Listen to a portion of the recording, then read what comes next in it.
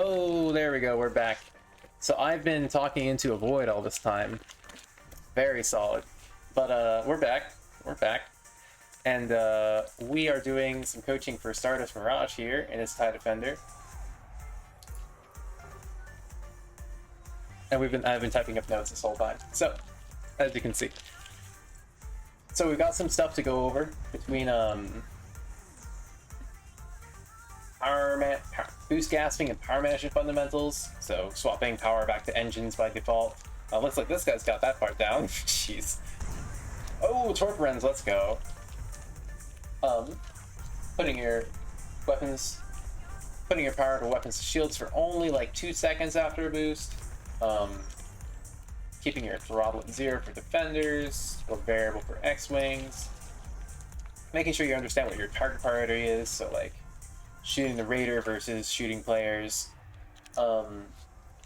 or farming AI on defense. Or on offense, you know, shooting the cruisers and stuff. Ooh, they might get through these cruisers here. Oh, he did a drift! Oh, he did a drift!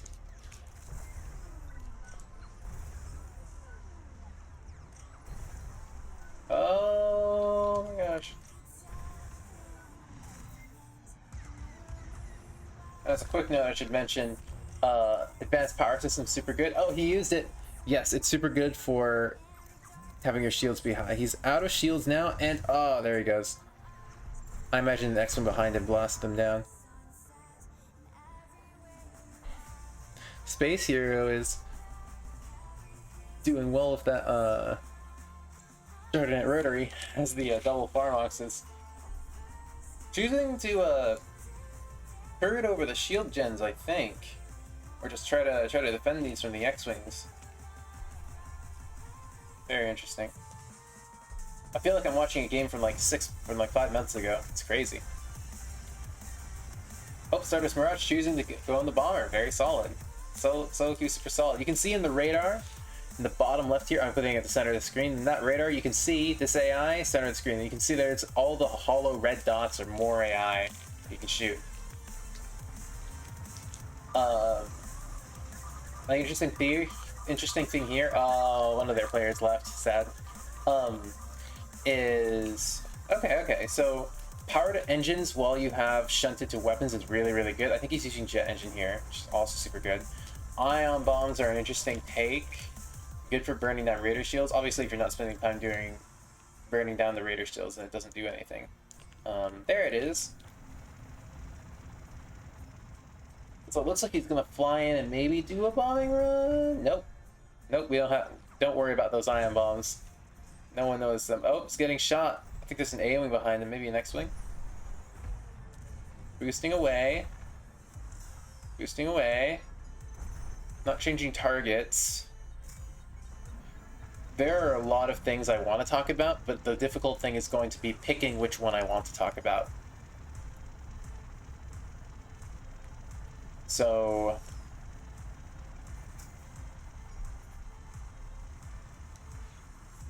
because there's a lot going on here. There's a lot of fundamentals that we can work on. It's just like, which ones do we want to work on?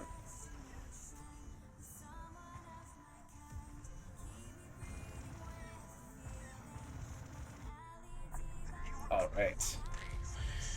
right.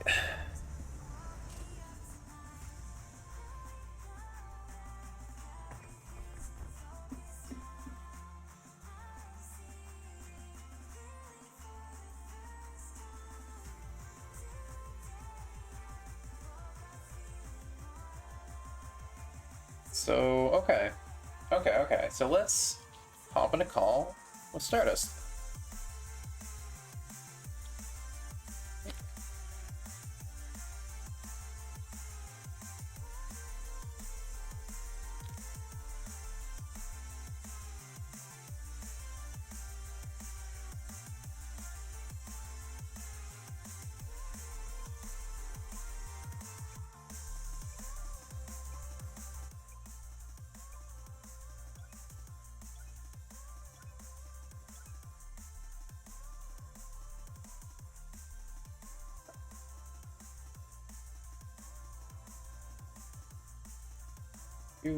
Let's hop to a call. Let's go.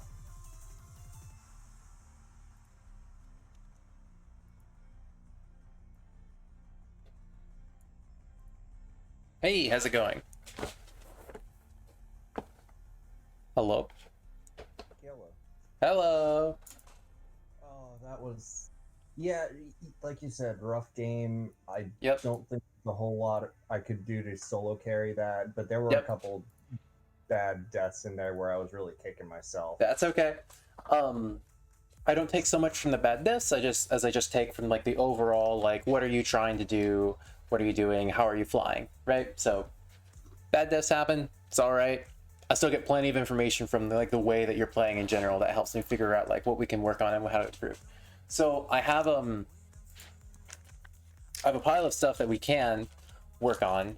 I want to ask you, what is maybe like the number one, maybe number two thing that you would want to work on for your own play, like from an inside perspective? Um, oh man. Okay, so let's look at it from oops, sorry. Power management and evasiveness. I agree. Those are great places to start. Fantastic, fantastic place to start. Actually, I was going to go with it anyway, so perfect. I'm going to go ahead and invite you to a party, All right. and I'm going to try to do some demonstration stuff, and we'll just work on Defender for a start. It's Defender's an awesome ship to learn in because the fundamentals from that ship transfer well to things like TIE bombers and X-wings and all that stuff. It just gets to be a little bit different with other ships, but it gives you a good idea of like what you're supposed to be doing. So I'm going to go ahead and create a custom match.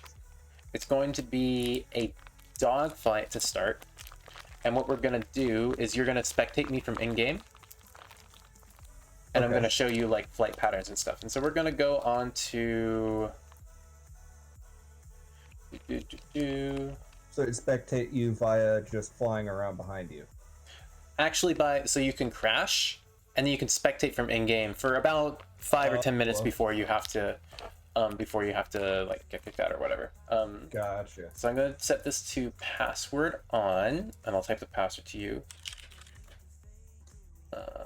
Let me just make sure I type that in correctly. So in case you get kicked out, you can just rejoin, or I'll probably just remake it, it's fine. And we'll set this to a good 15 minutes, just so it doesn't take too long.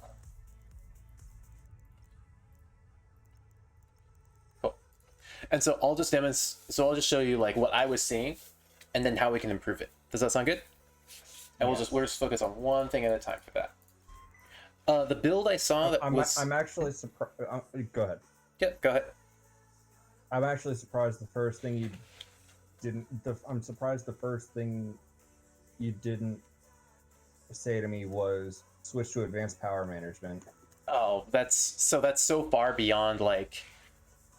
So advanced power management and even multi-drifting are like way on the far end of things that, like, advanced power management essentially only matters if you're wanting to run Scrambler Shield or if you play support. And multi-drift only matters if you're playing support, basically. Maybe Defender, but there's other things that are more important. Really quickly, I'm just gonna check the loadouts here. So it looks good. I have one thing I might change, but your loadout looks really solid. So we're good. I'm going to go ahead and ready up. So what I want you to do is I want you to just crash and then hit spectate. Actually, Gotcha. I'm a dummy. This is a dogfight, not a fleet battle. It won't work because it auto spawns you in. So what I'll actually do is we'll just remake it into a fleet battle. Or if it's easier, you can just watch my stream, Discord stream. Is that something you can do? Or would it melt your computer? No, I think only broadcasting melts my computer. Okay, so I'll just share my screen here. And it should be okay. It's been a hot minute since I've done any of this, but it should be fine. Alright, I'm just gonna zero throttle here. Yeah, my mouse now, my joystick had a bit of a messy time. It's okay. Okay. Oh. Okay, yes. Yes, okay, this is all a little bit overwhelming for me. That's okay. I'm just gonna change over to simple for you. Power management, very good. Okay, so for power management, the thing you'll notice when you fly around in the Defender, right, that I notice is when you start shooting stuff, you put your power into weapons and you just keep shooting it, right? Basically, oh, this is a fleet battle. Oh, interesting. Okay. I guess the settings I picked didn't take. Anyway, not a big deal. But yeah, you'll notice that my boost energy goes away extremely quickly, right? Whenever I put power to weapons, the decay is quite immense, right? After about 4 or 5 seconds, all the boost energy is just gone. So what you should actually do... Wasn't that one of the really big nerfs that they did to it? They hit its boost decay? They hit the boost decay quite hard. So what you can actually do... so here's how the boost decay works. Oh my god. You alright? Might be better. It might be better if I die and spectate, because you just cut out hardcore. Gotcha. Yeah, dying and spectating sounds just fine. Yep, you should be able to do that since it is a fleet battle after all. Sounds good. I'll stop streaming here. That'll be a little bit easier on my bandwidth too. Okay. We good? Mm-hmm. Good. Yeah, go ahead and die, so I can do the things.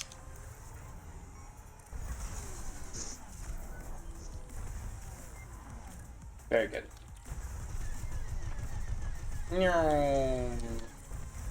Alright. Okay, very good. So, here's how boost decay works. I boost and drift, and then you'll notice it takes a couple of seconds before my boost energy starts regenerating, right? That's freeze time, or I haven't figured out a good way to call it even after all these weeks, but it's basically where for about 2 seconds your boost energy is frozen in time and it doesn't change no matter what you do, unless you activate another boost. It doesn't regenerate, it doesn't decay, right? I can put my power into lasers for 2 seconds, it doesn't do anything, and then it starts going down, right? So that's what we abuse in order to charge lasers and charge engines, right? And this is how you put your power to lasers for 2 seconds, back to engines, power to boost drift, power to lasers for 2 seconds, charge engines, boost drift, power to lasers for 2 seconds, charge engines. This is a super basic loop that you want to be able to do, right? Okay. And then you can do this while shooting your own cruisers as practice, right? And all you're looking for... because you're not actually going to kill. Yep. Or just in order to, you know, like get used to moving like this every time you're shooting. So one of the things I also want you to do, notice how I'm moving while I'm doing this. Mm-hmm. I'm able to essentially always be moving perpendicularly to the cruiser while I'm shooting, right? And this is a bit much to start with, so, but this is where I want you to get, right? Where you're essentially putting your power to weapons for 2 seconds, boosting and drifting, power to engines and shoot. Wait for a second, boost drift, power to weapons, wait for 2 seconds, power to engines and shoot. Boost drift, power to weapons, power to engines and shoot. Right? And this is a super simple loop that basically gives you all the weapon energy, you're moving super evasively, and you never run out of boost energy. So whenever you have to leave, just do all of your boosting and drifting. Gotcha? Yep. So I'm going to go ahead and let you try it, and I'm going to go ahead and crash into my ship.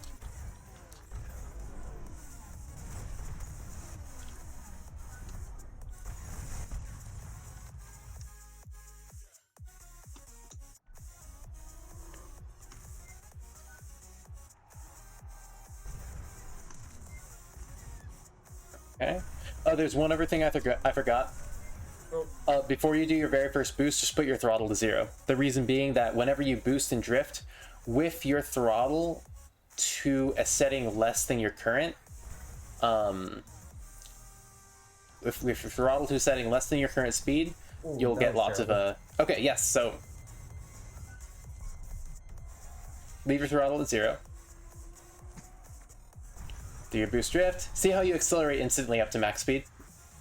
Oh, yeah. It's a very good reason to just stay at throttle 0 all the time on the Defender. So, let's start with just boosting, and every time you boost and drift, put your power to weapons. Don't even worry about moving around the cruiser, I was just showing you as an example. So don't even worry about that, just boost drift, power to weapons. After 2 seconds, watch your boost bar, put your power to engines, and then let it charge to full. Okay, boost drift, power to weapons. That was a misclick. Yep, all good. And then back to engines. And I just want your eyes on your boost bar the whole time. I'm stuttering on my boost button. Yep, so let's slow it down. Because you're stuttering and you're also like kind of like activating it several times in a row, which is a little rough. So let's slow it down. So stop for a second. So leave your power engines.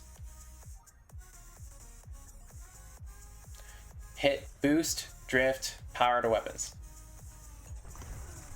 Good. You didn't move anywhere, that's fine. Hit power to engines. Good.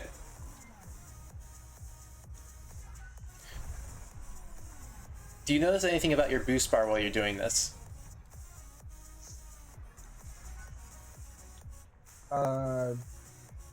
What should I have noticed? Okay, so watch your boost bar while you leave your power and weapons. There's a particular time when it starts to decay, right? Oh, there you go. There you go. So what you're doing right now is you're boosting and drifting, and you're waiting for a couple seconds before you even move power over the weapons. So it's just 1, 2, 3. Just go right into it. Exactly. Yeah. You do all those 3 things at once. Yep, just like that. It's boost, drift, power to weapons, all at the exact same instant. All right. Let me get a little bit of actual speed here. Yep. So the way that you yeah. Let's see. Better.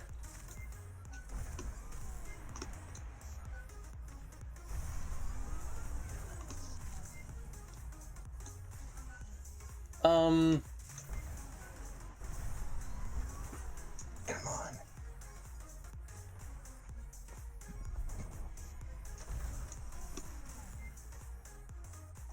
Okay. We need to slow this down a little bit more. I'm gonna try sharing my Discord screen again, or you can crash, either way. So I'm gonna show you. Yeah, let me crash. Very good. Oh. I'll disconnect it for a second. All good. So essentially, what's going on is what I want you to do is start with let's start with this. Let's start with making sure that you can boost and drift very consistently like this, right? Because right now this is a little bit you're having a little bit you're doing like this kind of thing, and then you're boosting for a long time. It's not very consistent right now. So let's look at fixing this first, and then once you're comfortable with that, we'll do a power to weapons boost drift, and then back to engines, and then a power to weapons boost drift, and then back to engines. Okay. All right. And we won't worry about anything else. Okay. The only thing I want you to worry about, actually, let's do this too, because it'll feel better. Before you boost drift, before you start a chain of these, put your throttle from full all the way to 0, and then boost drift. And you can see that instantly accelerates me, right? And I'm just holding the drift afterwards. And what this is doing is basically, if my throttle speed is at my actual speed and I boost drift, nothing happens. But if it's down here, instantly accelerate to full speed. Oh, so there has to be some actual deceleration. I have to be... As long as you're decelerating, that's how you get your instant boost to max speed. So that's why I was sitting there and I wasn't going anywhere with my first boost when I was already sitting still. Okay. And that's why a lot of Defender pilots will also leave their throttle at 0 for most of the game. Huh. Yep. Okay. This is where the throttle 0 Defender memes come from and stuff like that. Yep, it's very silly. Okay, let's get you in there. And we'll just work on that. Just make sure that you can at least... Whoa.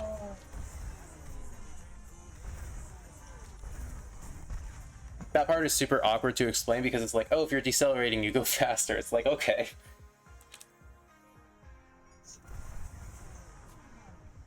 Alright, very cool. Very nice. This next drift, I want you to hold until it completely peters out. And watch your boost bar. Each successive drift from here, just wait until it peters out to like 50 speed or whatever. Okay. Just get a feel for like how quickly that happens. Yeah, and you can see it's pretty quick. Or with the engine you have right now, it's pretty quick. If you switch to micro thrust, it might be a little bit slower. It's not a big deal though. Yeah, so now try that same cadence you're doing right now with power to weapons. So just switch your power to weapons, but keep doing everything else the same. Don't switch power or anything. Don't switch any power over. Keep it in weapons, right? So what I'm saying is charge up a full tank of boost energy, put your power to weapons, and just leave it there. Oh, it's dead drift. Not quite dead drift because I'm not using APM, but... Oh, it's basically there. APM makes it like 5% better. It's not a big deal. I just want you to get a handle for the feel of it, all right? So let me see really quickly how many times I can do it.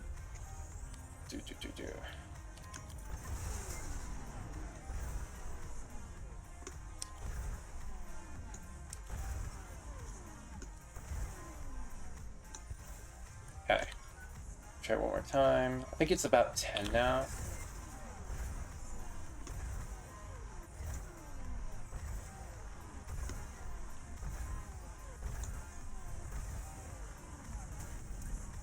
Yeah, it's about 9-10-ish that you can actually do before you run out of boost energy.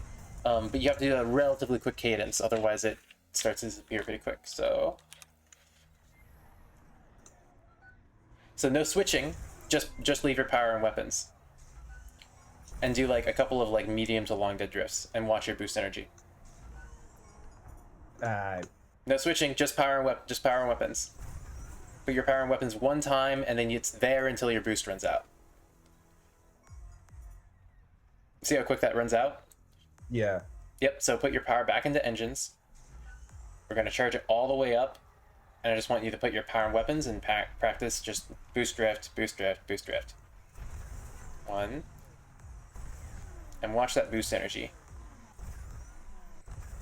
Yep. Wait, so you got I'm a lot sorry, more. what? You got what's that? I'm sorry, what? See how there's a freeze, right? So when you do it a few times in a row, you're freezing it every single time so it doesn't decay. And so you can just keep boosting, drifting, keep boosting and drifting. Yeah, I think you got like eight-ish there. Very good.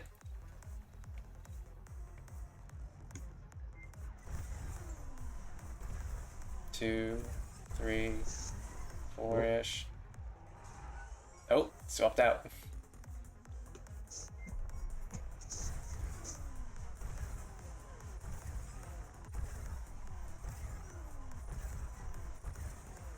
And you can imagine how this makes you really, really hard to hit, right? Yeah. This is basically what people are call like pinballing or dancing or however you want to call it. This is how you evade and like never die in a defender, is like this kind of boost skipping and stuff. Now I want you to put your power in engines, put your power in weapons, and do one drift and just watch your boost energy. And wait, see it starts decaying right then, right? Yeah. Maybe a quarter of a second before that because it's hard to see because of the bars. But you can see, right, that it takes a second, but once it starts decaying, it decays pretty quick, right? Go ahead and do that again. Yeah, because it's got the normal decay, and then you don't have as much power in engines, so... Sorry, I'm a little confused. No, it almost looks faster than the normal decay because you don't have as much power in engines, I'm guessing. the decay is always the same, regardless of how much power you have in engines, unless you if it's anywhere between 0 and 7 pips. Overcharge shield decay and weapon overcharge decay and boost energy decay vary by ship chassis, but the amount of pips, energy pips you have in a system doesn't affect any of the overcharge decays. They all decay at static rates, just differing based on which ship chassis you have. Like a Defender will decay a lot faster than, say, an A-Wing, and a Y-Wing will decay even faster than either of those two. Does that make sense? But the number of pips you have, unless it's maximum, doesn't change whether you're decaying or not. It's just that the Defender always like decays.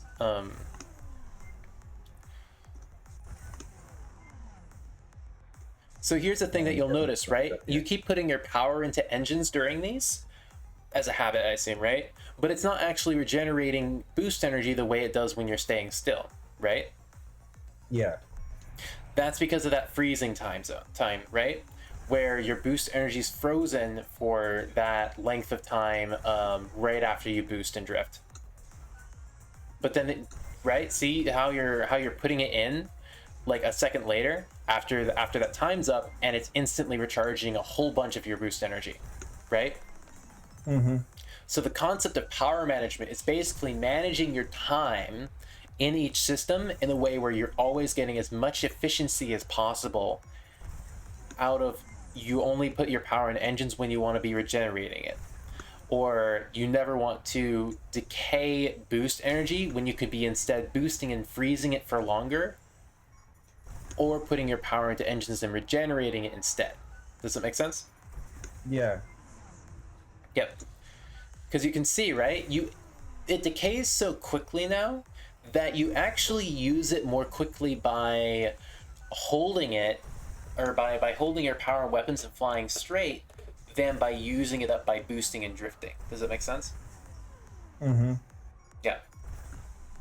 And even faster by oh, it gets me. Whoops. And even faster by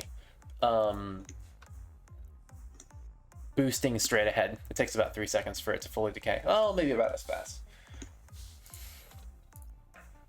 Anyway, let's see. Should I back out and remake? I should be good to join as a spectator.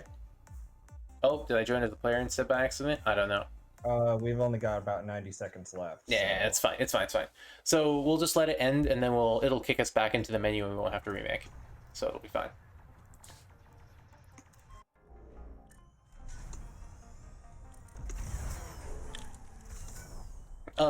We'll remake on Rebels side, and I'll show you like the intricacy of it, like on Rebels by comparison, which is pretty similar, and we can practice there too.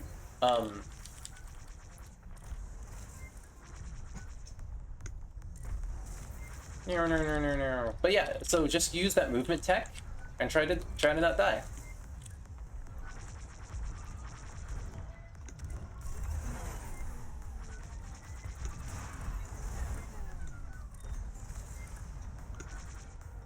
It should be pretty hard for me to kill you. It is hard. Oop. Right? You can just fly past me is probably the single strongest way to avoid getting killed, is just fly past your opponent. So if you just look at me and you boost past, yeah, there you go. You even dodge the missile by flying past me. It's like, okay.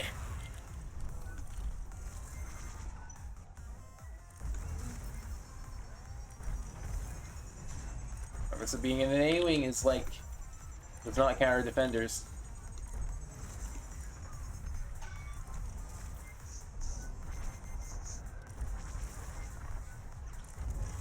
And you still beat me. Jesus. All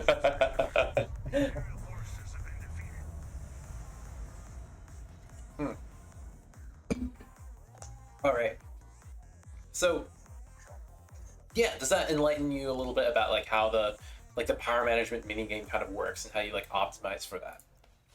Yeah, and then I'm guessing you just, whenever you do, on the off chance, get hit with an actual blaster bolt, you just hit APM into shields. Yeah, so for defenders, you basically use APS into shields off of cooldown. But there are times where you also just want to regenerate shields passively instead of lasers, which is also fine. In that case, what you basically do is instead of putting your power to weapons when you do your dead drifts, you put your power to shields. That's the only adjustment. Makes sense. Mm-hmm.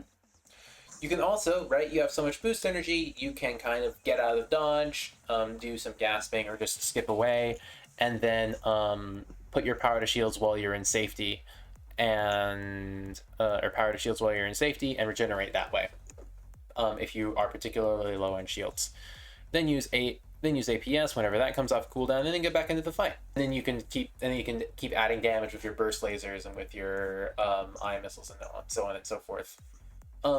Yeah, so go ahead and make me the match lead, maybe? I don't know, it doesn't matter that much. Either way. Or you can just start. There you go. I'm going to, let's see. Modifiers.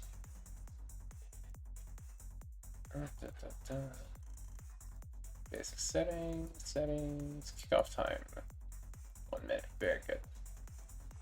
Okay, I like to divide into 15-minute chunks just because it's a little easier to break things up a little bit. It's like a natural like switching things up point. Okay, so let's hop into A-Wings because it's easiest to see exactly how this timing thing works on an A-Wing. All right.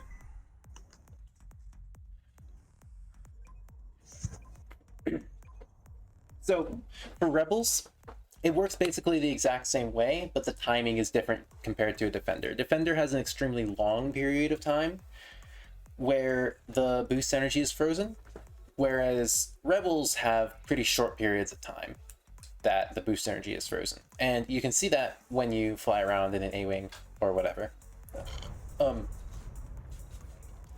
So now, getting a hang for this for the amount of freeze time here is there any are there any visual indicators, or is it just getting a hang of it? So for most ships, it's getting a hang of it.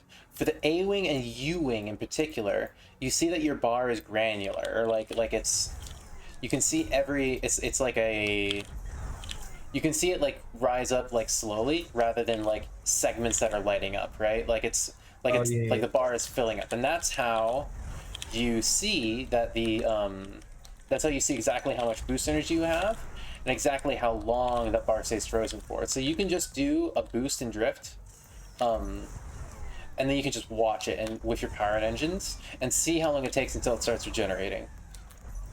And I measured it. I think it's almost exactly 1 second.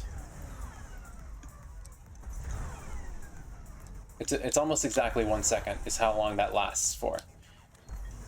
And so your goal in the A-Wing is to just start by just boosting and drifting and seeing how long that boost bar, that boost energy stays static for, and then get used to power to shields, power to engines, power to shields, power to engines as you boost and drift.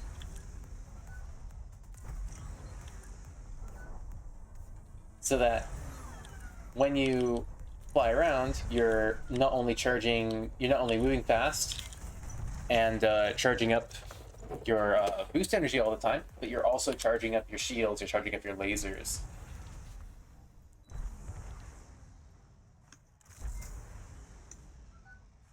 And the goal here is to always be charging boost energy or have it be frozen, right? But never let it decay. Does that make sense? Yeah, specifically in the boost meter. Yep. And so this is probably the single best way to like set up for that kind of training, right? And so you can watch it and you can just keep your eyes on it the whole time and just kind of see what's going on, right? This is another good time to practice putting your throttle down low and getting used to having your throttle at half or at 0 the whole time while you're boosting and drifting around. Half is good too on A-Wings and stuff. Half is perfectly good. Just because You'll want to fly straight sometimes. Being able to turn is quite nice, but either way is good.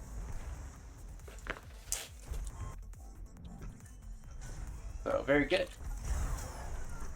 And so your goal with standard shields, I think, is going to be to recharge your shields in like 5 or maybe like 7 or 8 boosts.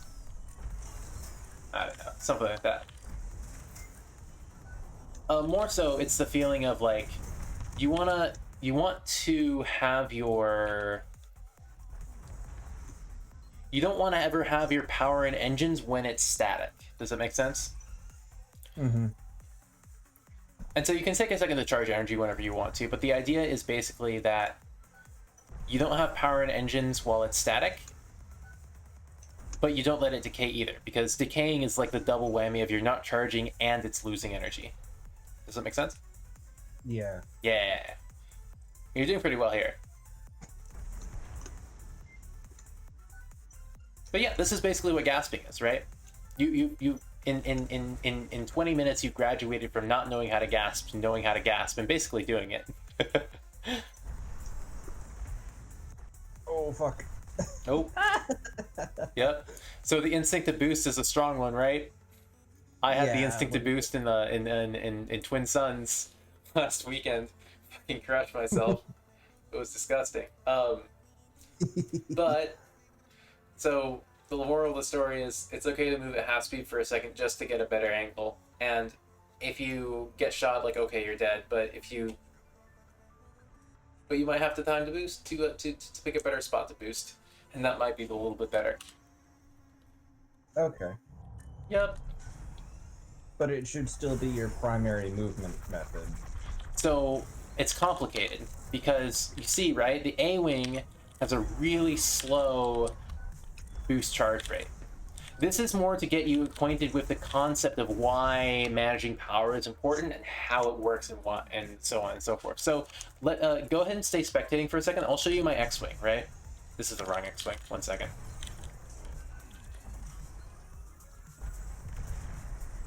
Let me get into the correct X-Wing. Yep, and then let me die. Yep. So I'm going to grab an X-Wing with jet engine. This is Plasverse on it. Printed. Oh, jeez. Give me 1 second. I'm going to get into a non-Plasverse X-Wing.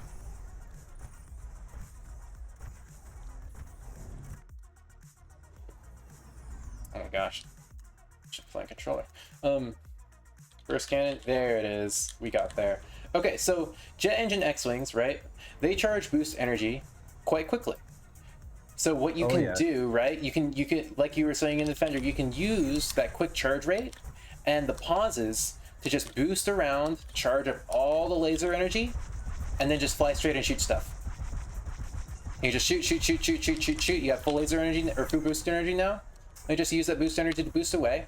Be evasive. You can do a barrel roll. You can do corkscrew. Whatever you want to do. And then you put your power back to engines and you shoot stuff. I put my throttle back to half while I'm doing this. And I'm not even thinking about what I'm shooting at. I'm just like, okay, when is my power dead? When is my power done? When is my power done? And I'm like, okay. I'm not even like worrying about where I am or what I'm doing, except like, where is my power? Okay, my weapons are maxed out. Time to put power to engines and shoot the ship. I'm literally just looking at my power right now. I'm not looking at where I'm going. Okay, my boost energy is full. I'm gonna boost around. I'm boosting around. Oh, my shields are low. Let me charge my shields instead of my guns because surviving is important. Oh, I'm out of boost energy. Let me put my power to engines and shoot the ship some. And I just, and all I'm doing, right? I'm not even paying attention to the objective or where anything is or what I'm really doing. I'm like half paying attention to where the objective is, but more importantly, I'm paying attention to where my power is and what's going on there. There's so much information there. It's so important. And so whenever I reach max boost energy, I boost around. I grab more weapon energy. When it's about half or when I feel like it, I just go back to shooting. And you see, I charge more boost energy. I charge boost energy faster than I use weapon energy, so it's really nice just to keep getting around safely and continuing to like maintain a lot of weapon and boost energy at the same time. Like, this is extremely safe because I always have a reservoir of some extra boost energy laying around for me to use. Okay. That about cover it, I think. And so that's a primer for the X-Wing, right? You still want to do a lot of mechanical practice in the A-Wing because it's really important. But if you want, you can try doing what I was doing just now. Space here, what shield engine and hull am I using for the X-Wing? I'm using dampener hull, jet engine, and this one's scrambler shield. I don't recommend it. I recommend this was my tournament loadout. I recommend ray shields and dampener hull, jet engine. Yeah. About 100% of the time. I have jet engine, ray shield, and I was messing with light hulls when I initially built this, because pretty much I was still an A-Wing fanboy, but I didn't like that it couldn't carry heavier munitions, so I pretty much said, all right, let me see, how can I make an X-Wing fly like an A-Wing? Right. The interesting thing is X-Wings are actually pretty flighty, but definitely not as flighty as an A-Wing. But what you can do, right, is you can just go ahead and spawn in as an X-Wing, or an A-Wing if you want to keep practicing that way. Yeah, that should work. And you can just try to do what I was doing right there, right? So boost skip, boost skip. So watch your boost energy, right? It decays some. And then you just power to engines and shoot, and shoot, and shoot, shoot, shoot, shoot. I don't care where you're shooting, just shoot anywhere. And power to engines, don't forget. So there's something really important that I want to highlight, right? I was never shooting while I was boosting. I was never using power from two systems at the same time, if I could avoid it. Right? And the other thing is that my power was always in the system that I wasn't using, so I could charge it up. Does that make sense? Okay, so I'm boosting, so my energy isn't in engines. Yep. And now, power to engines, yeah, you shoot stuff. That's right. And then recharge, be evasive. Yes. And then power to engines, and yeah, you shoot stuff. Let's go. Fantastic. Hey, your shields are low. Uh-oh. So, keep in mind, evading is more important than having your shields up, though. So, what you want to do is you want to charge up that boost energy, keep shooting, keep doing all of your normal things. But then when you get your boost energy back up, then when you start boosting again, you put your power to shields while you boost around instead of weapons. So you're low in boost energy now, so make sure you put your power to engines while you shoot. Okay, power to engines. So here's the thing. Right now you're orbiting the MC-75. Go ahead and target it for me really quickly. What I want you to do is every time you're boosting, I want you to head directly away from it. Get some distance. So that when you start shooting, you don't have to stop in place and you have some space to work with if you have to like move around or whatever. Does it make sense? Mm-hmm. Yeah, because right now you're doing a lot of moving around, a lot of turning, but not a lot of shooting. So just directly away from it. This is a good angle. It's fine. You're so close that any direction will become away from it if you go in that direction long enough. Back to engines. Okay. Good. Now turn away from it all the way away and start boosting. Or just boost past it, either way. You're at full shield, so you can put your power to weapons. Don't turn back until you're done charging. Because otherwise, see, you end up a little close there. So your last boost should be still turned away from it, right? You don't want to... And you can start drifting and turn back towards it. But see, that one's perpendicular and you're too close. So just turn all the way away from it. Boost until you're out of energy. Good. Now power back to engines. Good. Good. Good. Burst lasers don't have any damage fall off, so this is maximum damage that you're doing right now.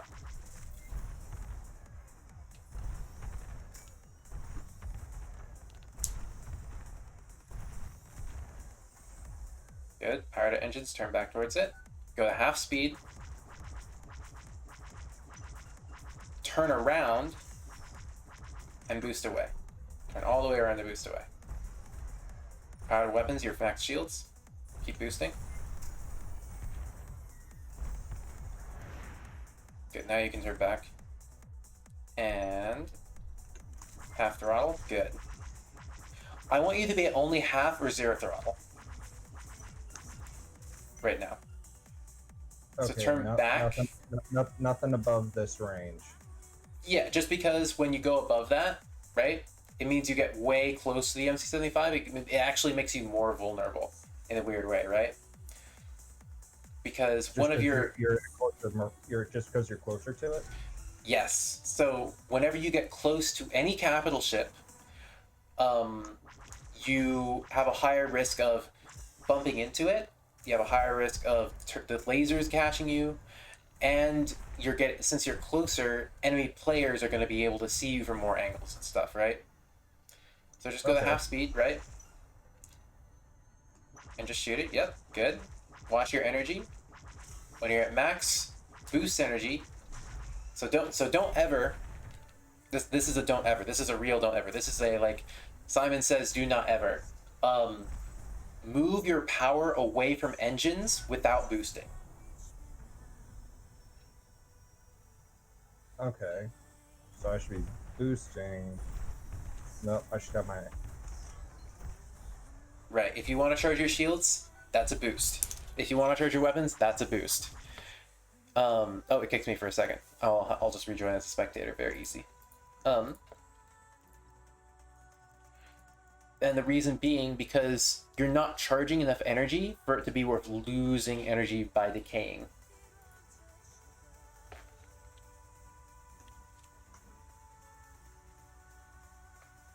Because like if you think of like how much energy you lose in the defender, right? If you move your power away from engines, it's a lot. It's pretty much as fast as you lose it when you have as you recharge it when you have power to engines. Does that make sense? Mm-hmm. And so if you just take your power out of engines right now, you just fly straight for a second. Don't even boost, just fly straight. You can see it just disappears, right? Mm-hmm. That could have been 2 boosts, which would have been about 2 seconds, which is also, you know, all that movement and stuff.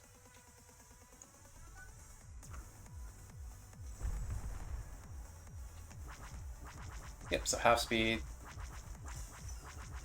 Right, you want to maintain time on target for as long as possible while you charge those engines up. Charge your boost energy. And one thing I want you to imagine here, imagine that's an Arquitens, imagine that's a light cruiser, and that behind it is like the whole enemy team doing farming or spawning from their flagship or whatever. So I want you to turn back after you're done shooting and fly the other way so that you don't get too deep into enemy territory.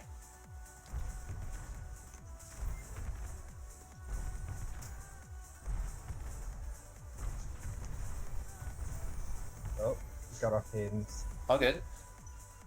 Power to engines. So you can put your power to engines as soon as you finish your last boost. It's very safe to do. Don't power to weapons. Yep, good. And it just gives you way more boost energy, and it makes you way safer whenever you have a lot of boost energy while you're doing that. Super good. Very good. Okay.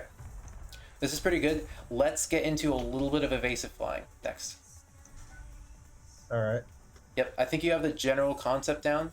There's some mechanical stuff that you can work on, just related to like the A-wing stuff and so on, or like practicing in an A-wing, just so you can see like how it all goes. You can do all of that practice in an A-wing, and you can super see what your boost energy is doing while you're doing that. Does it make sense? Yeah. Okay. But yeah, that's your basic, super basic burst laser loops that you can apply in X-wing, and people do it differently with like.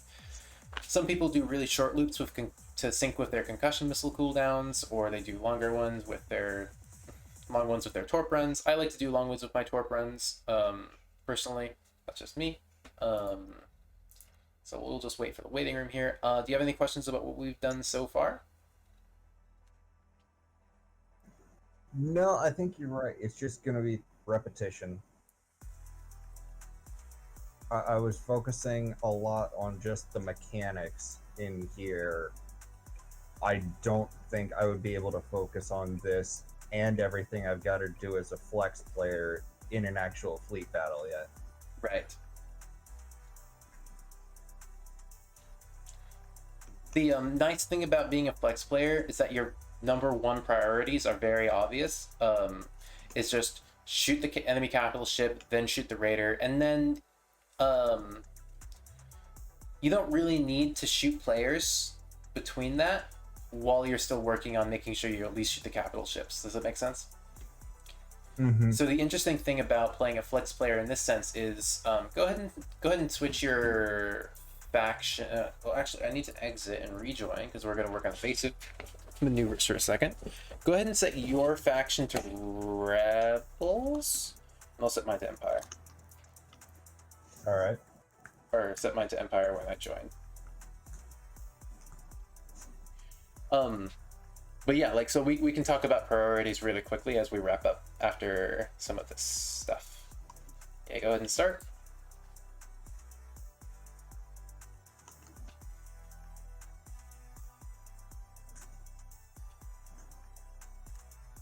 All right. We are going to go. I'll go with. Oh, I'll go with this one. I usually go with this one. Very good. I should use this. This is easier.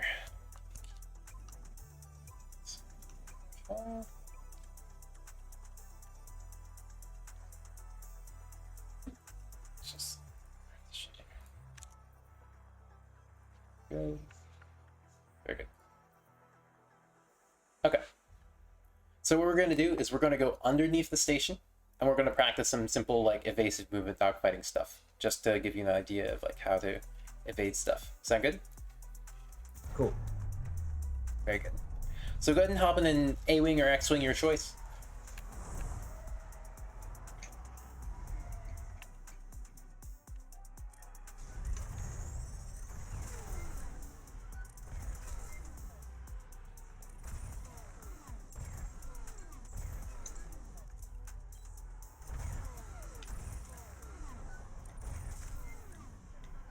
Where are you?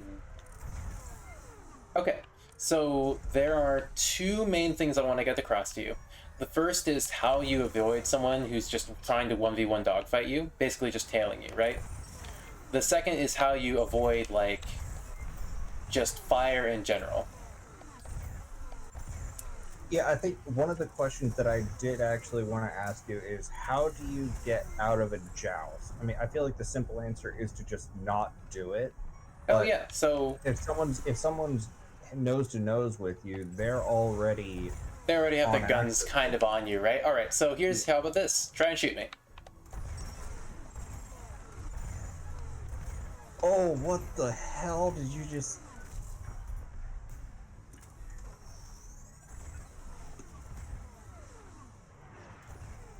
Oh.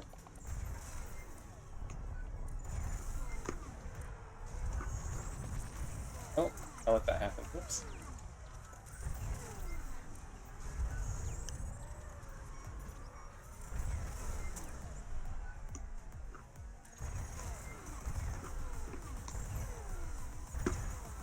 So let's talk about how that works, right?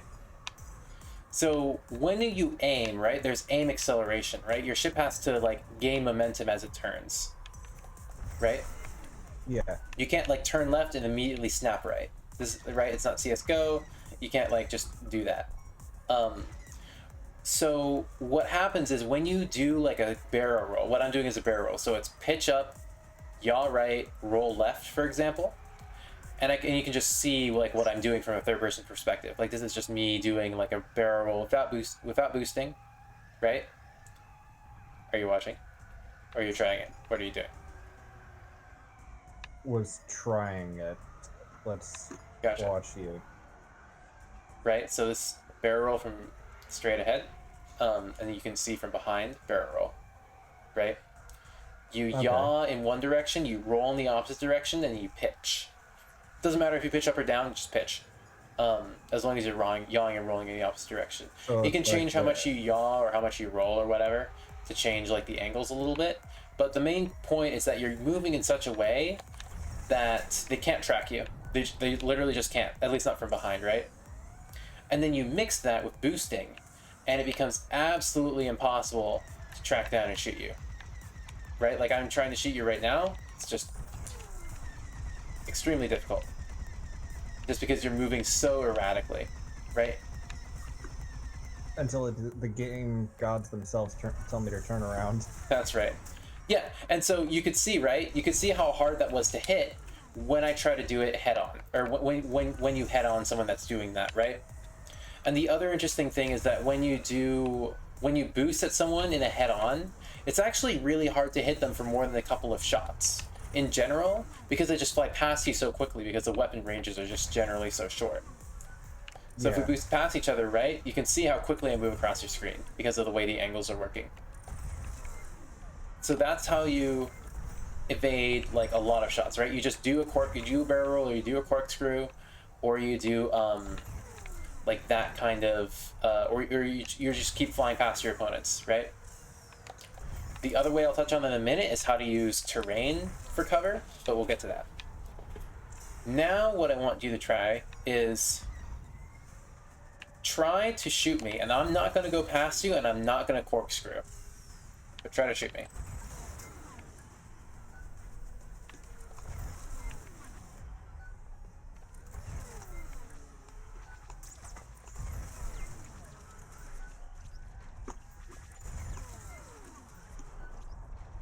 Just try and hit me. So this is just using the same regular old like boost gasping technique that I was showing you before, that you can do on the Defender, that you can do on an A-Wing, you can do on any ship at like the cadence that I'm doing it right now, roughly. Okay. Right? I'm making some mistakes, so it's a little bit rough, but essentially what I'm doing is I have you targeted so I can see your orientation relative to my ship in my targeting computer, and I can see when you're about to get guns on me, right? So every time you're about to get guns on me, or you have guns on me, I can just boost. And I boost perpendicular to your firing trajectory, to your fire angle, so that you have to turn a lot in order to actually hit me. Doesn't matter which direction as long as it's perpendicular. And if you're at any meaningful weapons range, like 600 or whatever, it's going to throw off your aim, especially at the high speeds an interceptor can fly at. And it's still true for X-Wings and Y-Wings and stuff like that. Does that make sense? Yeah. So you go ahead and try it. So make sure you target me. That's super important. Make sure you target me, and then just never get shot.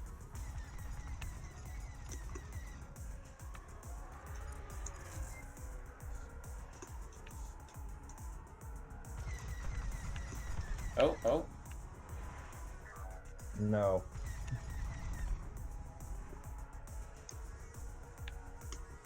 So you might want to switch to an X-Wing for this, just because it's techier and all that.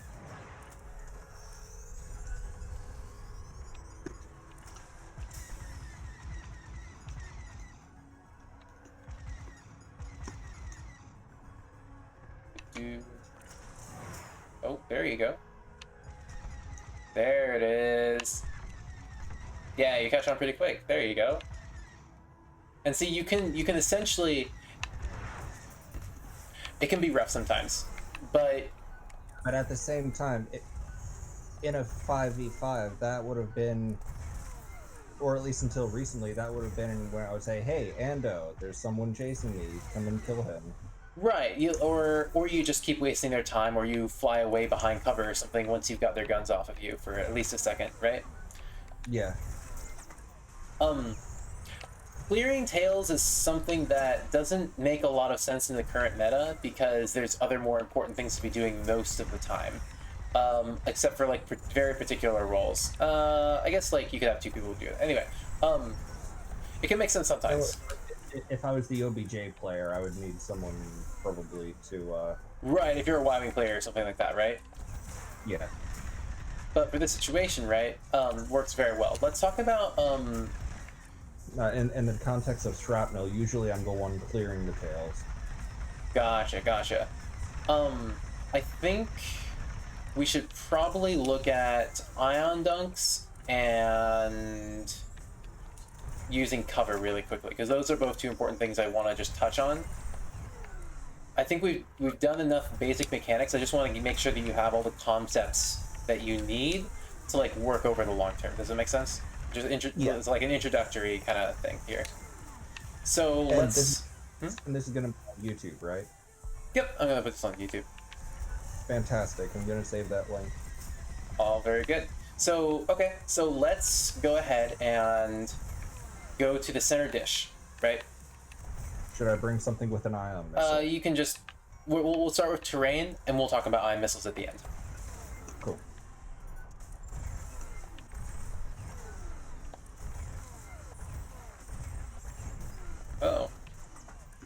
So where are you? Where are you? Come out here. Interceptor needs food. There's an AI trying to kill me. Jesus. I think I see it. Maybe. Oh,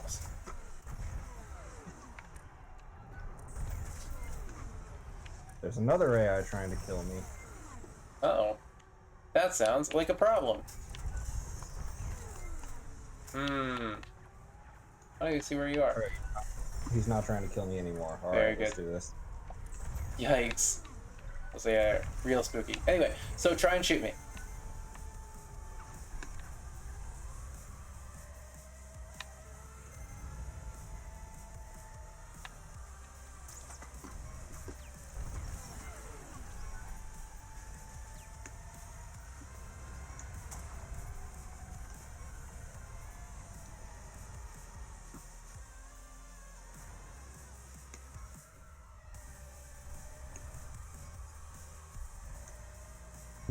So you see how the obstacles already, like, just flying around the inside of this just makes it super hard to tail me? Not trying to shoot me from... Honestly, this has been my primary method of not dying, which is why I suck at Yavin. Gotcha. Because I suck at actually flying evasive, so I've kind of had to rely on cover. Gotcha. But yeah, okay, so yeah, you kind of understand, like, how this kind of thing works, right? Even just, like, dodging next to cover and stuff can super, like even just like the little like these little beams and stuff here can really throw people off, right? Super cool, super awesome to use, and super hard to kill people when they're using them, so I like it a lot.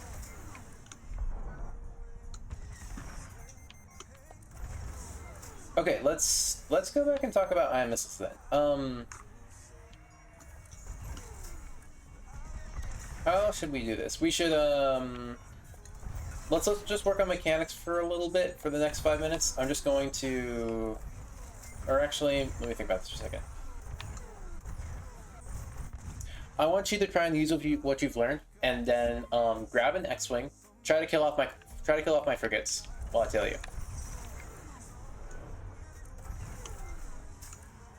I won't put too much pressure on, but I'll put a little bit of pressure on.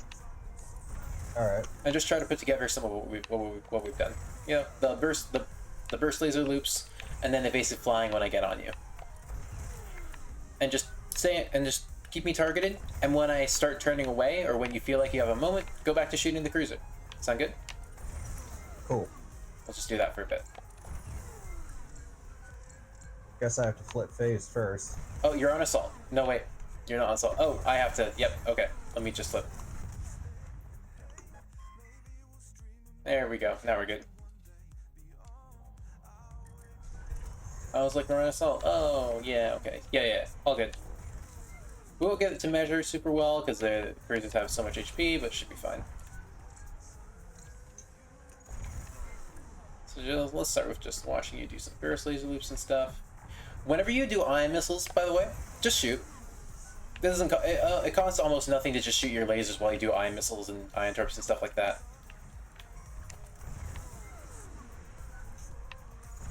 And don't forget, right? Just lots of pulling away. And yep, slow burst laser runs, and then you pull back away. Good. You just keep boosting until your weapon energy's back, and you slowly waltz in and keep shooting. Good. And then if I start shooting you, what do you do?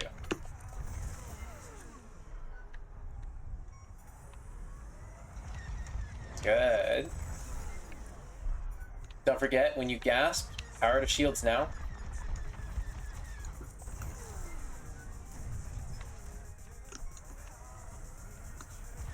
So going all the way into the station is a bit of a trap. Or can be. Not terrible this time. But just going under the beams is already very evasive. It's just like going back this far, then takes you out of the fight a little bit. So you don't have to go back this far. You can kind of stay in like around the cruiser's area. So let me show you by comparison, right? Go ahead and chase me while I pretend to shoot my air cruiser. Yeah. So if I'm shooting my cruiser, I'm shooting my cruiser, and then you're shooting me. I can just go under here. Oh, am I gonna crash? All right, we're good. And I can come out here, and then go back to shooting the cruiser from like this angle. And then when you come out, I can just go back under here. Oh, we're good. We're vibing, and I can go back and start shooting it again from this angle. Oh, that F. Hate to see it. But yeah, like you essentially, what you want to do is you want to stay in the same area, right? Like where you, because you have a job to do, you want to stay in the same area so you can keep doing your job while you're there. So like you want to use a terrain close to the cruiser. There's other terrain that exists, and it can get people off your tail, but a lot of the time you can do the same amount of surviving while you're still staying close to your friendly cruiser. Does it make sense? Mm-hmm. Yeah, heck yes. So let's try it for a little bit more. Oh, are you here? There you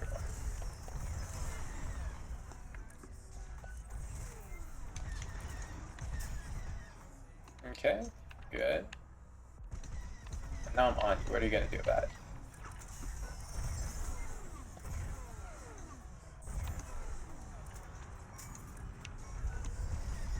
Good, turning towards me.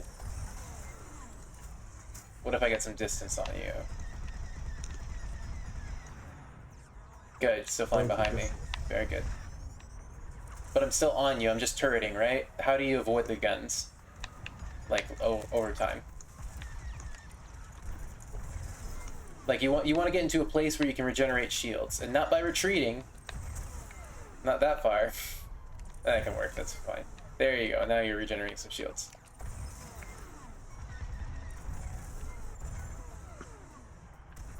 But kind of the point is, right? You want to stay in, like, this is a good zone because it's next to the cruiser, and you want to stay around this area. But when you retreat all the way behind the Corvette like you did, like way back away towards your own cruisers, that leaves it so that you're not really having time to, you're so far away you're not in weapons range to shoot your ally cruiser. Also, this X-Wing's shooting me. Oh, thanks for dying.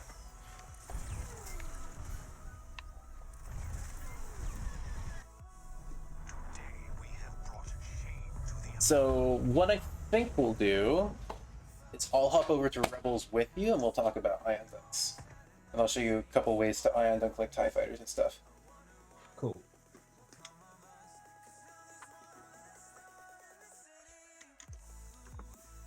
It's a little bit easier. It's a lot easier with 3 people, but I think we'll just make do with 2 people, and then that'll be it. I think the general idea that is that you usually have to mark them first, but I think I've had success going at it when they're like inside of like 250 meters. Yes. The other thing is that your ion missile carries your boost momentum. Like whatever momentum your ship has, it carries. So on defenders, on an X-Wings, basically what you want to do is you want to start grabbing your lock around 500 meters or so, depending on what you're, if they're flying towards you or away from you. Then you boost skip after them, and you fire your ion missile when the lock finishes around 200 meters. Now, 300 meters. If they're flying off axis to you, does that mean that So, the added momentum from the boost is going to mess with its homing ability? It can. It depends on which angle. Most angles are fine. The only angle you have to really worry about is when they're flying right at you. And what we'll do is we'll remake the lobby after I show you, and you can try it on me for a little bit. All right. So I'm just gonna end this loadout. I don't need. I do not need Scrambler Shield anymore. Right now. And you said Ray Shield is good for X-Wings. Yes, Ray Shields are good. Standard fortified shields are also really good. I think you're probably gonna get hit by a few missiles. Just at the level you're at right now, which is fine.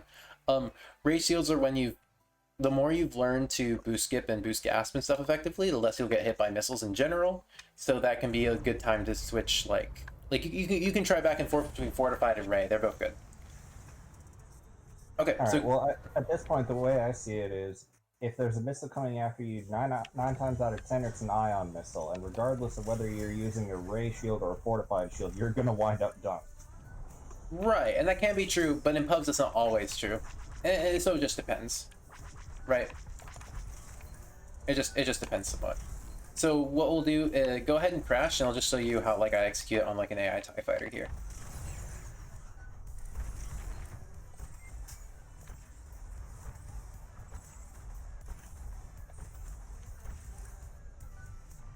All right, cool. Very cool. So so one way you can do it. So a side approach, right? Skip in, skip in, skip in, and shoot. Takes about a second. There's a chance you'd have a little bit of time to evade, but not too much, right? Pretty straightforward. Okay. If I was being and that was a solid home on it too. Yep. Yeah. Very much solid 10, right? I got the lock really early. So here's an example where I get the lock maybe not quite so early. So I'm at 500, boost in, fire, right? That's about how long it'll take if they don't have scramble shields. It takes about twice as long if they, or it's not scramble shields, but dampener hull. Right? And that's about as long as a marked player with dampener hull will take to lock on that missile too. The eye missile. Oh, come on. There we go. I keep forgetting that Mark actually lets you. Yep, it locks. Yep, locks on the missile faster. So the AI TIE fighters here are actually okay for trying out like eye missile dunk timings, right? So say I want to target very specifically that bottom one. I intentionally don't lock on until I'm close. Then I ran out of boost energy, so you gotta watch for that. Watch out for your boost energy. But yeah, then you fire when you're close, and you can also just hold the lock, force the chaff, wait for them to chaff, and then after they chaff, you boost in and fire your ion missile when they can't chaff again. Does it make sense? Because they're gonna be worried about the lock, like the missile. Is that a mistake that I could expect people to make though? It's not a mistake exactly, which is why you can expect them to do it. Because what happens, right? What you'll see in a minute. When we try this against each other is I'll boost in, I'll fire a missile at you, and you won't even get a warning that like it's locking onto you before the missile just hits you. And the reason for that is because of server side lag, right? The game is mostly server side, I think. I don't know technicalities, so I could be totally wrong about this and look silly, but generally things are communicated to the server, then they're communicated to you, right? And some of the things are more communicated to the server. So like your position, the game just kind of gives you, regardless, right? It just gives you like in what you feel like is real time, and it does magic behind the scenes to make it feel all smooth and stuff. Make sense? Yeah. Yeah. But with missiles and with shunting, it doesn't do that magic. It calculates those server side and then sends you the information. And then you get the lock, and then the server decides like when you get hit by the missile, and sometimes it's the same time as you receiving the eye missile dunk, right? When you get hit by the dunk is the same time the server decides you're allowed to see that there was a missile locking coming. Okay, so it's worrying about those quick reactions that they're just going to immediately chaff. Yeah. So let me put it another way. Very simply, there's like a second and a half delay or so, depending on the server, between when someone starts locking onto you and when you actually see a notification that someone is locking onto you. Right? They'll start locking onto you before you even get to see it, by even a second or two. Ion missile locks on so quickly and can hit you so quickly that you don't even see the lock on notification before they've already fired it and it's already hit you. And so that's why you can expect people to know that exists, right? People know that sometimes if they see a missile lock notification, they just need to chaff, otherwise they risk getting already hit by an ion missile before they see the missile incoming warning, right? Okay. Yep, and so you can then expect people, right, to basically chaff, and set themselves and be vulnerable for an ion missile later, or to just not chaff, and by the time you fired the missile's already, by the time they see that you fired the missile, they already see that it's traveled and hit its target. Make sense? Yep. Yeah. And again, just to reiterate, that delay exists for both locking on the missile and firing the missile. And yeah, kills in the night. That is kind of like Peeker's advantage in CS:GO. Are there are those two? What did you say? Second and a half? It depends on the server. Is the short answer. Oh. Okay, yeah. Let's remake. Are those two additive? It's for two separate things, so I don't know exactly how the math works out. I just know that sometimes you won't get the missile lock notification and you'll be immediately ionized. Like, it'll just happen, so. Yeah, I got you.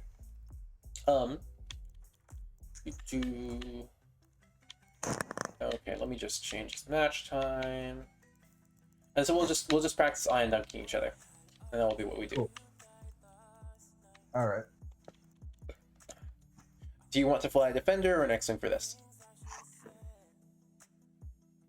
What am I going to? Engines for multi-drifting? Slam engine on support, and you don't really pick engines for multi-drifting. You pick engines for the ship chassis, and some ships happen to be better at it. So sorry, did you want Empire or Rebellion? Empire.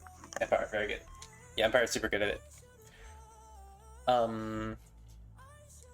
Yeah, go ahead and use dampener hull. I'm gonna grab something.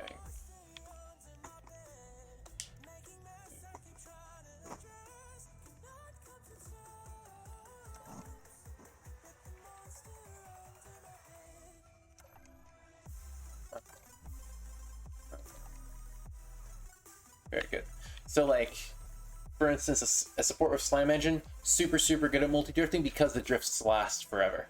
It's not so much engines that are good for multi-drifting, it's more that certain ship chassis that are already good for other reasons happen to be good at multi-drifting. Multi-drifting is a super, like, extra technique that you don't really need most of the time. I can show a little bit of it here, how that multi-drifting stuff works in the support with APM. I mean, what kind of region do you want? Slam engine, or like slam engine works the best in a U-wing specifically. Oh, is the overlay in a weird place? The overlay's in a super weird place. It should be like this, and that should be better. Chat should be. Oh, it's so weird. Let's try this.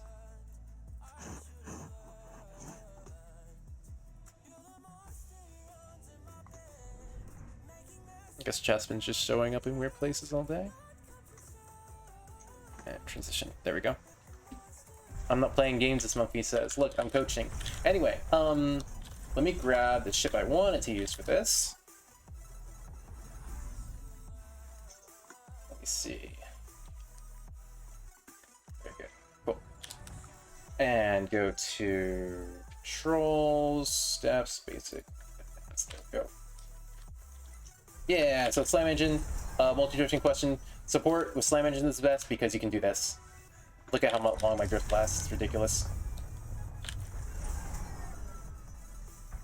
Multi-drift, multi-drift, multi-drift, multi-drift, multi-drift.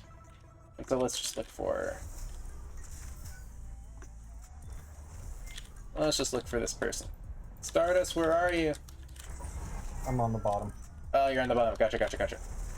So I'm going to start by ducking you, and you can tell me how whether you see a notification or not. Sound good? Yep. Yeah, so just sit there for a second. Or fly around, either way. Where are you? You say you're on the bottom. There you are.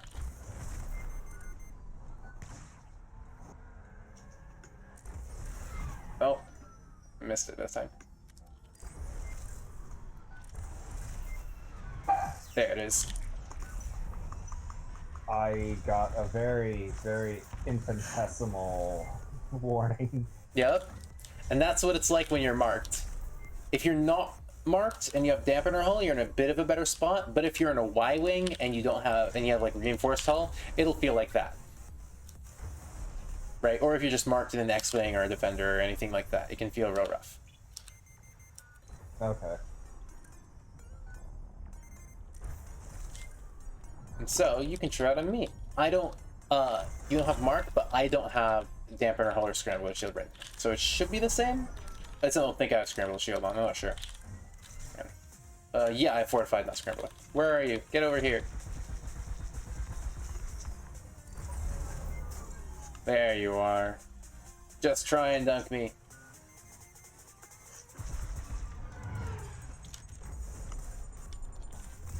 Yeah, so that was a head-on angle, which is probably why the Eye Missile took a little bit to hit. Don't kill me. I killed you for the meme. But yeah, try again in 20 seconds. So what you want to do, right? You want to do it on the approach, and you want to so you want to start locking. I'll stay still for this. Start locking me at 500, and then release as soon as a lock finishes, or like hold down the button right before the lock finishes.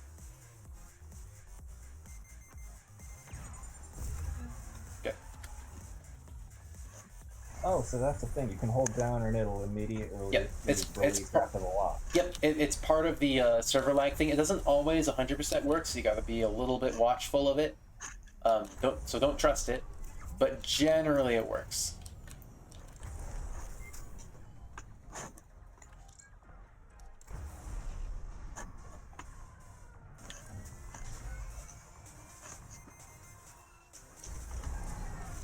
So I got a notification for that one. Yeah, and right now I am getting notifications for these, but... So your goal is to set up so that you can get the lock-on, boost towards me, boost and drift towards me, like we've been practicing, and then let go of your Eye Missile. And if you do it while you're boosting, you should be good.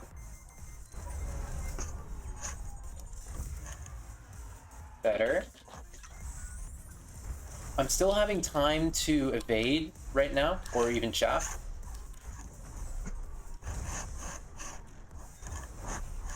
So try again and try to like really make sure that I don't have time to, you know, anything. It might be just like maybe I'm host and it's making it easier.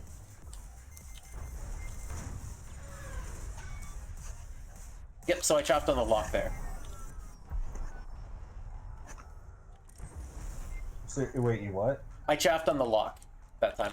I didn't chaff on the release, but I chaffed on the lock. I'm out of missiles. You're out of missiles? Alright. You can resupply at the frigate, I think. I'm on defense, so.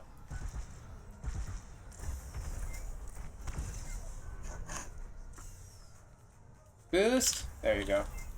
We got there. Dodging behind cover super helps for dodging Eye Missiles, by the way. Mm-hmm. Yeah, it's a thing.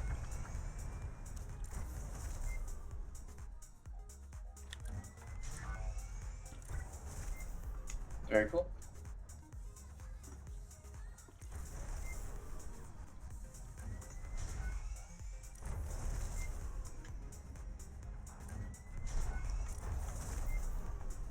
Multi-drifting, so stupid. Anyway. Yeah, try to dunk me before I even get the missile launch notification. Good, that's much better. Now try to avoid my dunk.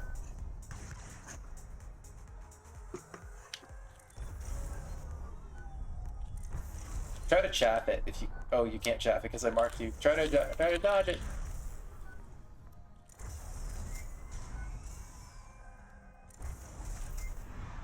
Why does it feel like it takes forever? Jesus.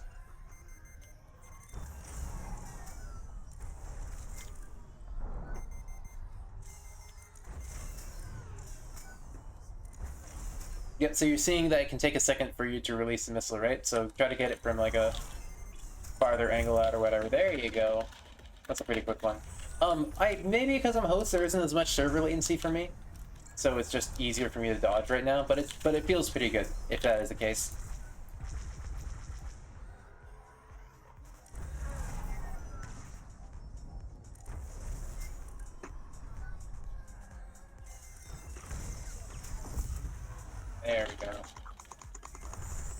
Did I get you too? You did get me.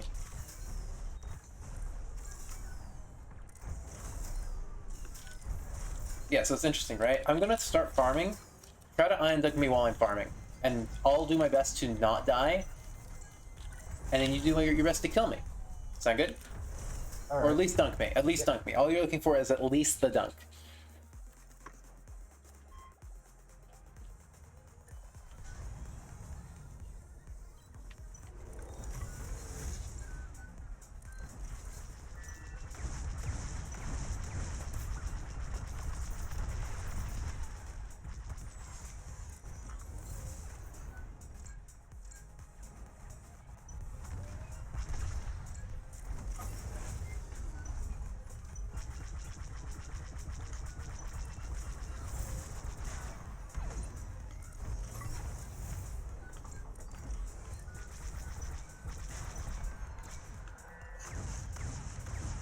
Where are you? I already flipped. Getting the hell away. Oh. I'll farm on offense, it's fine. One thing you can do with your movement that you can practice is you can just practice flying across SLS and just keeping your speed above like 150 or so in a TIE Defender. And that'll help a lot. Your travel speed, I noticed you spend a lot of time not drifting. Once you get perfect with a TIE Defender, you should be spending basically all of your time drifting.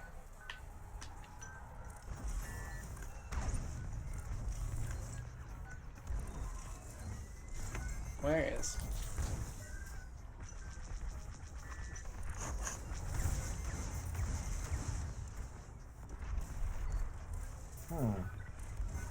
That did not launch.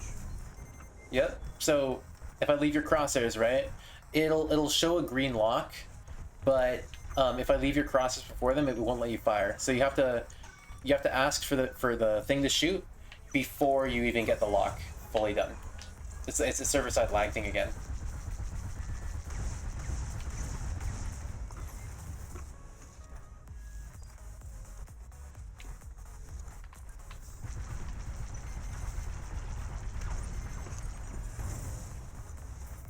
Closer next time. You fired it from really far away. Make sure you're boosting when you fire it. Oh, there it is. It was a cruiser that shot that previous missile I was talking about.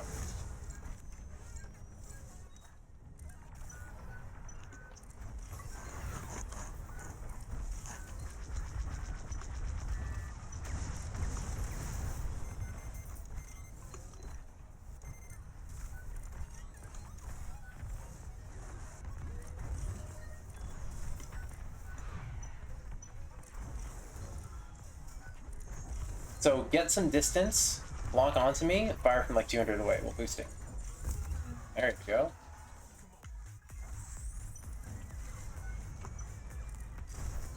What distance did you fire that one from? About 350. Okay. Try about 250. It'll be hard to like...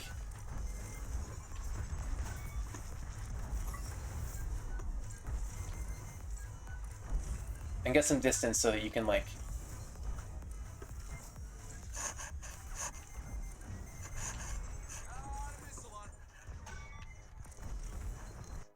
There you go. You just kind of turned out of that one. Yeah, and that can happen, right? So yeah, one of the important things is I think it's still good practice. It'll be easier in real games when you get to people who are, you know, not looking at you, not knowing you're there. So one of the important things is that you want to go for these when the enemy's not necessarily knowing that you're there. And as soon as they know you're there, it becomes a lot harder. Yeah. Yeah. I think overall it was pretty good. I think you can fire from a little bit closer, around 200-ish. 250 to 200. All right.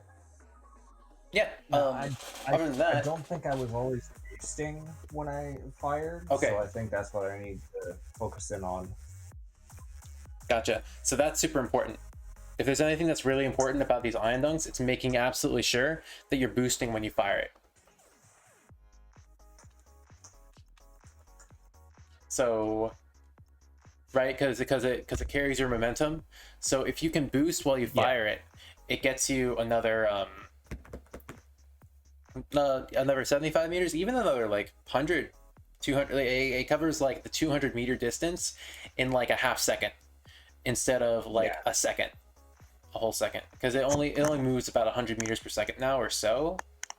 It moves 200. No, it moves 200 meters per second, but it covers like a 400-meter distance in about a second instead of like a 200-meter distance because they're moving too.